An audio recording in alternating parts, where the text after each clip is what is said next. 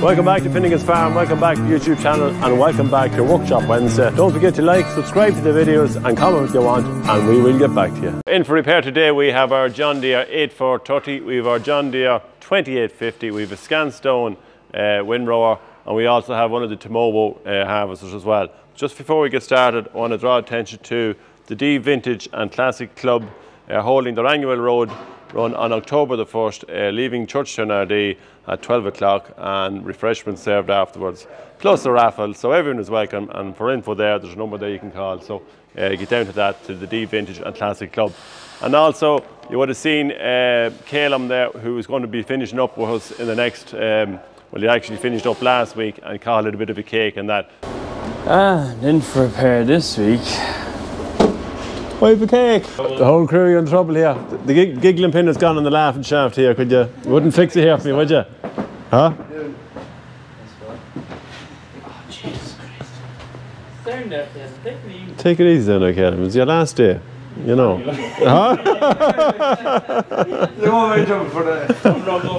We haven't forgot about it. We have a small little token here. We have a cake here for you if you're going away. I see that. Huh? So we're actually going to open it here now, and we have a little token here from everyone at Finnegan's, and it's just an appreciation for all your hard work, dedication, having to put up with all these lads as well, coming in with all their problems. Yeah, you have John B there, he'll always keep you in a job anyway, so. I know, I see that anyway.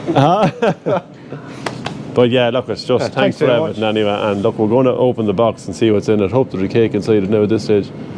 Huh? Open her up there. Might jump at you. And here, we give you the knife there. Yeah. I'd say just... Oh, I'm not clean. It's not tight.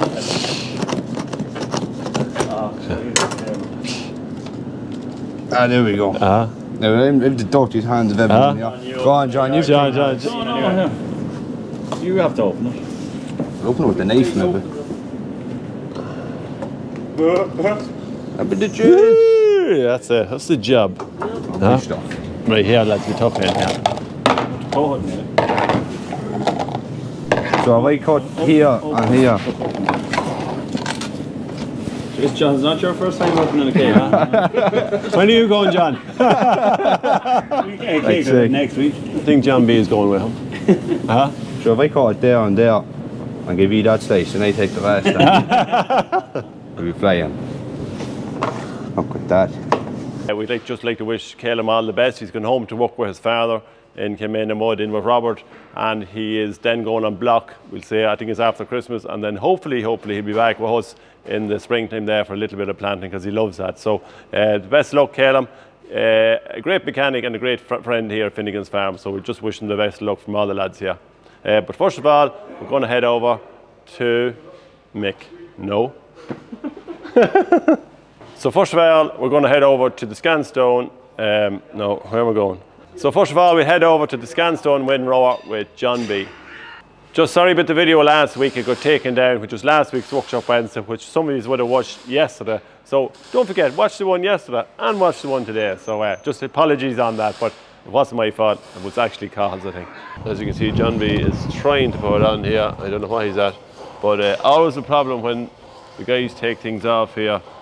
We know whose plug was missing, so we went to plug it in for the power outlet, and the plug was gone, wasn't it, John? Yeah, so I don't know, someone little thieves around. Mysteriously, the plug is gone. Now, we have it in for one reason. We had it at the end of the season last year, was giving a little bit of troubles on the controls. Some of the controls were working, and some of the controls were not working. Yeah. So we probably have pinned it down to the circuit board card in the back. And the back of it, yeah. And the card operates all the different functions. And if it gets damp at all, it's in trouble. Yeah. So this is where the circuit board is located. It's just on the back of the house, in behind this cover. And we have a little bit of, when we take the cover off, John has the silicone gel, which we put in last year. And that was some of the problems we're having. Moisture on this card here. And we put a seal around it. I think that's Mick's famous seal, is it? Yeah, it is, definitely. Yeah, so we put the seal around it just to keep it out. Now, when we took the cover off, it's very dry, isn't it? It's dry, yeah, there's no moisture in there now, in fairness. Yeah, and it was in the shed, it was housed inside as well, so we don't have any moisture on it. but it still won't work for some reason. Now last year what we found is when we take it off and we look at it, all of a sudden it would work. So it's very intermittent on the problem that we're having. Now if we look closely in here, we see a little bit of corrosion on it. Not too much, just a small bit, but it might be just enough. Well, anything at all stops them. Anything. Yeah. There's 2 EPROMs here as well, and well, there's actually 4 of them and more over here. They do sometimes. Yeah, you're not supposed to touch them, really. No, that's you have to have the white gloves when you're doing that. Yeah. So we're not going to touch anything in here. We're just going to take the board off. Mick done 2 of them last year, and got it working. And got it working, yeah, and that was the problem. So there's little EPROMs with little legs on them, and sometimes the legs, you might be making a contact on them. Now, as we say, we can still override it if we need to on the hydraulic system here. There's little buttons that you can press down and turn It'll just get you open and close the valves, just get you out of bother. Yeah. But it wouldn't move at all. I think we had 4 functions out of the 8 functions, whoever's on it. So that's it. That's the joys of it. So we let you walk away. We get that off. Right, Carl. Just a little problem I found here on the wind road that we were talking about earlier. When I went to check the plug, all the wires are pulled out of it. So fortunately enough, I got an email 2 or 3 years ago from the head lads in Scotland, and I still have it on my phone, and I'm able to rewire the whole thing again. So hopefully this works. Our Heaver disc roller is in for a little bit of maintenance. Well, we thought it was a small job, and actually now it's turned into a big job. The disc roller, the guys had it there, very, very handy there for we're doing some of the cover crops and just incorporating a bit of clay there just to get it moving. We did notice some of the bearings or some of the discs were getting very loose on it. Now it's a machine that we bought in, so we don't know its previous history, but we had but 1 or 2 new hub bearings on it, and here's an example of one that we did put on it, and it's perfect. Seems to no bother. But then there was all these others that were a little bit loose. So when Marco started to take it off, you ended up, how many did you take off on it? Altogether 21. Yeah, so we've 21 hubs and shafts, not in just such great condition. Now you can get these, I think you can get them through Spaldings or through Kiva, wherever it is, so we will have to price all the hub. So on further investigation here, we can see that we have one main bearing, it's a wide enough bearing that's in it, followed by a seal and followed by, don't know, is there a shim or a circlip in that, was there, no? His circlip should be shim inside as well. Right. Keep tight bearings. So when we look at the shaft here, the shaft where the bearing sits looks good. Yeah, this looks good. But the shaft here where the seal and where the spacer doesn't look as good. Now we found in some of the older hubs, well, in 1 or 2 of the hubs, that there actually was a spot for a grease nipple on it, but I don't know how you'd work a grease nipple in them conditions because it'd just wear it away, I'd say, in no time. So we're not sure how that works. And then in this new type one here, there's no spot for a greaser anyway. So anyone have any comments on how these work, give us a shout on them. But looking like we have a lot of wear on this. So this is a different problem altogether because this is part of this whole assembly here on the breakaway assembly. Now we have an option, which we've done one of them. We got a new shaft made up, just cut it out and welded back in. So that one is particularly bad. Now they're not all as bad, but there is a little bit of wear on them, and if the dirt is getting in by the seal into the bearing, it's not going to last too long. So it's a little bit of a problem here at the minute, but we're going to press all these out. Do up a bit of a list and see. Yeah, make big list. Big list, Marco, yeah. Always a big list, isn't it? Yeah, nothing simple. Nothing simple, no.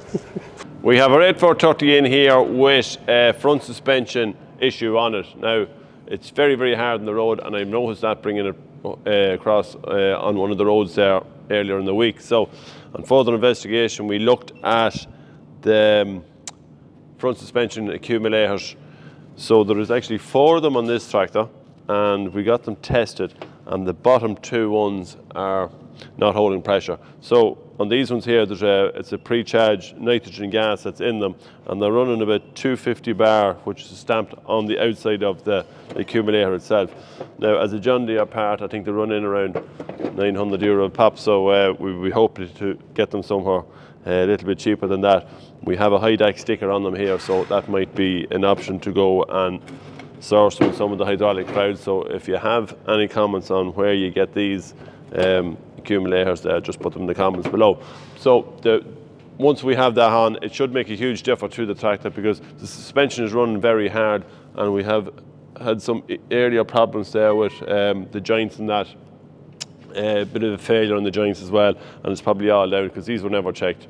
And as we know, that tractor is 2008. Yeah, so that tractor is 2008. And you will find that on most of the older tractors that the nitrogen gas will decrease over time in them, and they will run very, very hard. So it's probably no harm to get them checked out anyway. So that's what we're going to do, and hopefully we'll have solved the issue there and get them back into it.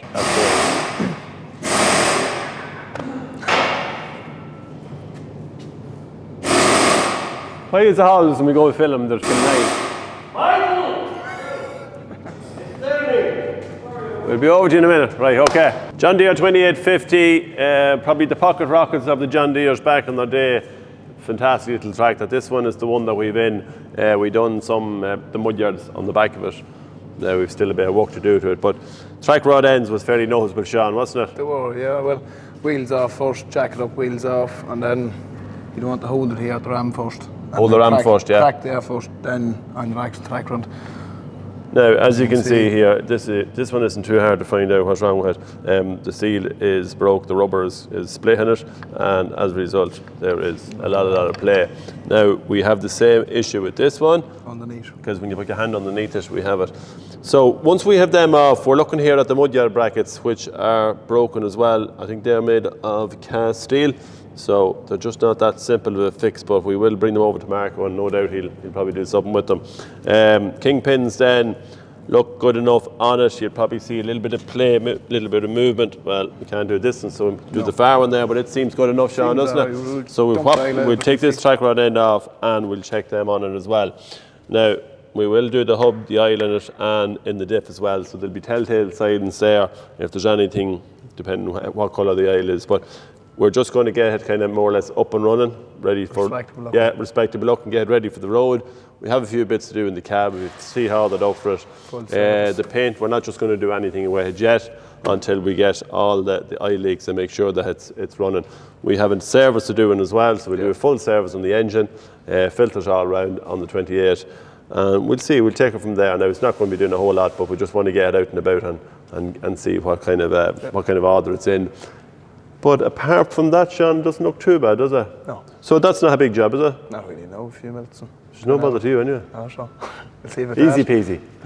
So just when we're taking the bonnet off on it, it's take your air filter off, take your exhaust off. They come off handy enough. On this one here, there's two clips on the side of it, which are in here. Now, that one is missing, and there's a little rubber one here, and then it should pop up like that. Now, generally, there is a ram little gas strut there to keep them up, but that is missing as well. We'll actually take that half, Sean. Can you hold that side? Give me 1 sec then. Right, it should pull forward, should it?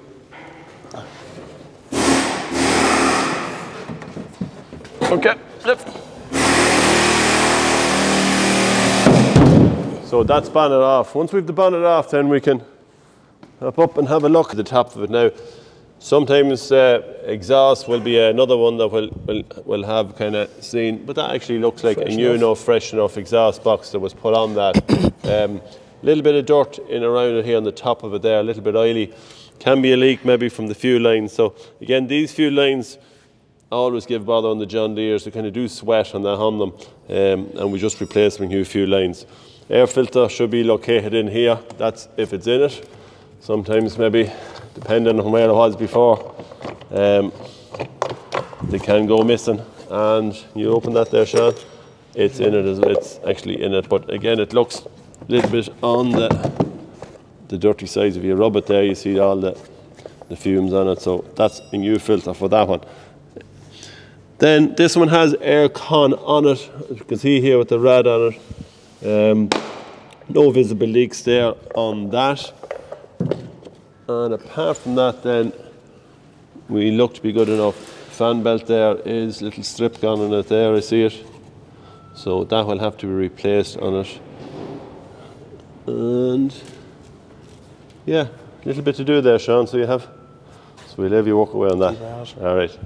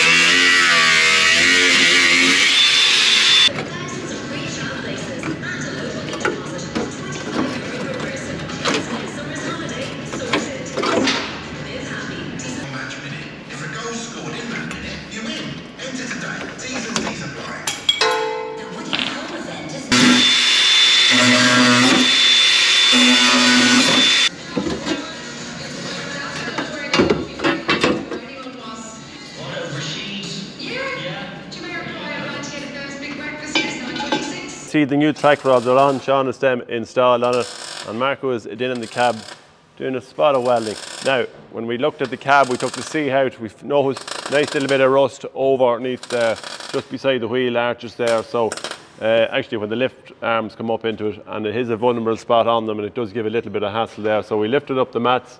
We're going to actually take off this old cladding because there's not a lot left in it. We have a new complete set for it to put into it. So before we do that, Mark is just going to tidy up the few bits of rust on it. Small bit of rust there in the back. Now, not a major job to do, is it, Marco? No. So nothing's a big job to Marco. No. That's all he kept saying. So yeah, we're going to do the back, do the two sides, and that'll be it. As we said, we're just going to get it cleaned up, get it running, get the tractor function there just to check out any, we're sure we've no oil leaks or nothing that we haven't seen already. So just when we have a bit of time, he's going to review that anyway. So it's that time of year again. It's just servicing on our sprout harvesters. Now, Mick is probably going to explain a little bit more because they are a very intricate piece of equipment. The way they actually can take the leaves, we'll say, off the sprouts off the stalk, plus the leaves off the sprouts. So this one is what they call the stripper head, isn't it? Yeah, they're the knives there, 6 of them on it. That's only had to be reconditioned in Tumoba, new bearings, new knives, everything. Okay. And you can see it there in the back, there's a belt drive onto it there, plus there's a hub drive in the middle. With this, when the leaf or the stalk is fed in, there's a sensor on the hood just in front of the rollers there. Yeah. And they open up, and as soon as it goes in, these close in. And then they spin at high speed. They go at some speed, yeah. And they strip the stalks and the sprouts off the heads. Yeah, so the sprouts will fall directly in front and they go down onto a conveyor which go off. The stalk then goes through the back of them, and then there is kind of like a gear with a chopper on the back of it, and it actually cut the stalk in half. Yeah, cut the stalk in half. But the ones here before, these actually sit in front of that. I'll hold it there. Yeah, so that kind of sits in front of that, and they take the leaves away. Now the problem with these is these little right-angle gearboxes do give little bits of problems on them. Corrosion, sprouts, whatever's in them. Well, I suppose, look, it's just pure moisture in that, and we need to build them up. We're trying to take this roller off this, which is really not coming off, Mick, is it? No, and I've had it soaking for a couple of weeks, but tried it. So what we're going to do, you're going to put the air hammer on it. Yeah, I'd say turn the other way, pal. Yeah, it was going better there for some minutes ago. Right? Okay, right, go on, you try it then. No. Well, it's turned out, hold on. I'd say that shaft is going to break on the gearbox, but... Any movement? Not sure. Hold on. I think it is actually. Maybe not. It's very hard with me whacking that. And some of them you fail. We're just not, we won't fail yet. I'll try it there, So I can't put heat on it.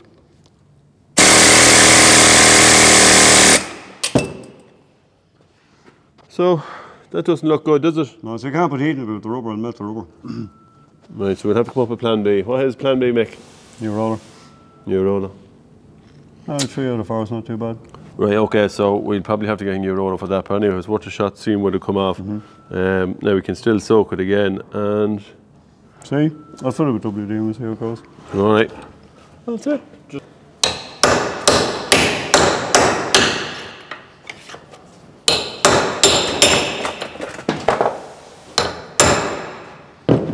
Not the hammer maker, right? Nothing.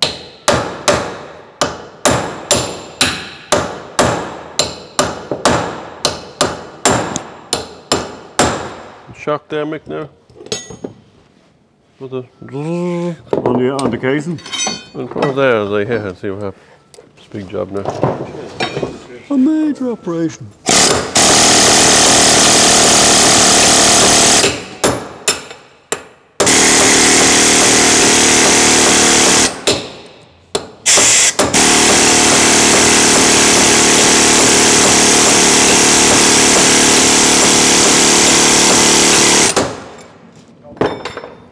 Scrap. So at this stage, Bin. I think it's completely... Beep, What's beep. the word? Beep, beep. Beep! So that's it for this week's Workshop Wednesday. Don't forget to like, subscribe to the channel there, and you will get a notification, and it is free. So from everyone here at Finnegan's Farm, we'll talk to you all next Wednesday.